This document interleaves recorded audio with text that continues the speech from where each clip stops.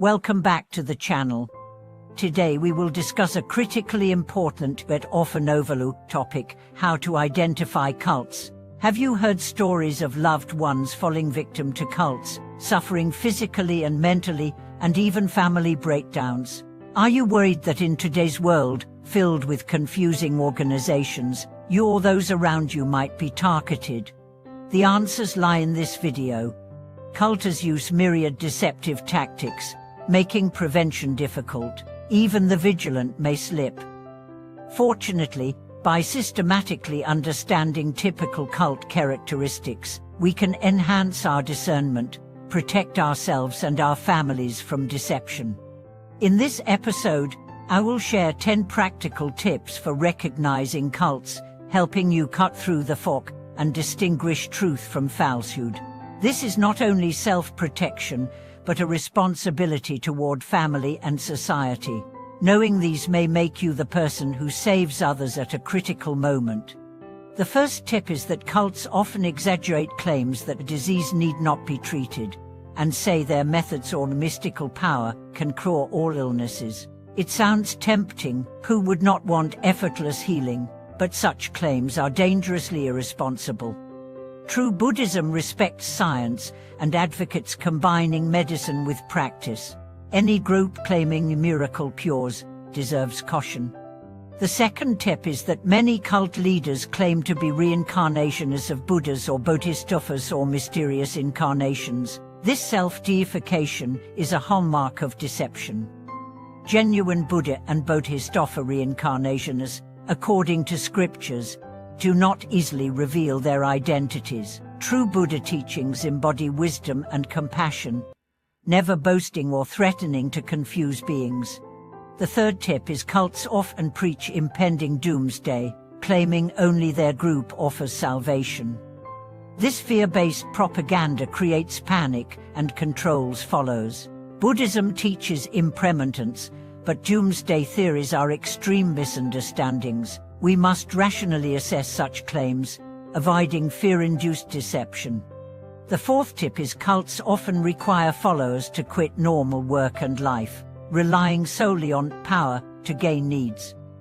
This isolates people from society and strips independence. Healthy faith encourages diligence and balance of practice with daily life, not withdrawal.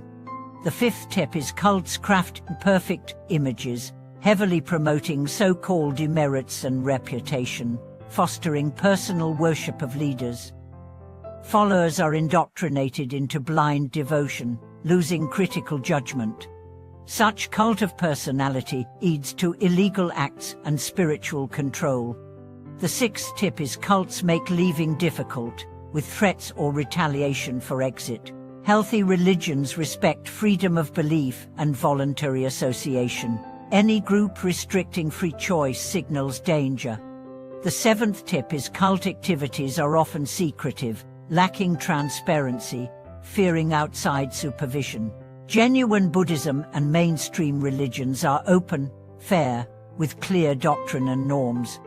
The eighth tip is cults often violate basic moral principles, promoting immoral or illegal behavior. Buddhism emphasizes compassion, justice, and ethics. Groups preaching these are problematic. The ninth tip is cults sometimes encourage suicide, preaching abandoning life to reach so-called pure lands. Buddhism firmly opposes suicide, considering it a grave evil that traps beings in samsara. Encountering such doctrines, stay alert and divide. The 10th tip is cults primarily focus on extorting money, exploiting followers' superstitions. True Buddhism relies on voluntary offerings used for spreading Dharma and helping beings, not profiteering. These 10 tips form crucial defense lines, helping us discern truth and safeguard ourselves and loved ones. They apply beyond cults to assessing any organization's health and trustworthiness. In reality, many fall victim to cults due to lack of knowledge and susceptibility to temptation. Behind tragedies is a lack of discernment.